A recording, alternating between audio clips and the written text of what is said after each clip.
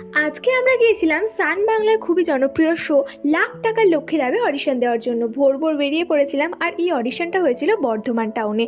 আমার দিদুন বাড়ি যেহেতু বর্ধমানে, তাই কিন্তু আমরা সেখানে একদিন থেকে তারপরের দিন ভোর 3টের সময় বেরিয়ে পড়েছিলাম। আর দেখো কত লোক, যেহেতু অনেকটা সময় ধরে বসে থাকতে হয়েছিল, তাই কিন্তু গায়ে একটা করে সবাই চাদর নিয়ে নিয়েছিলাম। আর দেখো আমার কিন্তু এই কার্ড নাম্বার ছিল 349। যেহেতু প্রচুর লোক হয়েছিল, তাই আমাদের আগে থেকে স্কুলের গেটটা খুলে দেওয়া হয়েছিল। আর জানো তো, এখানে আগের দিন রাত থেকেও কিন্তু সবাই লাইন দিয়ে অপেক্ষা করে অডিশন দেওয়ার জন্য। তারপরে আমরা একটু অডিশন রুমে ঘুরে আসলাম, আর তারপরে একটু নিচে এসেছিলাম, দেন ওপরে গিয়ে আবার অডিশনটা দিলাম।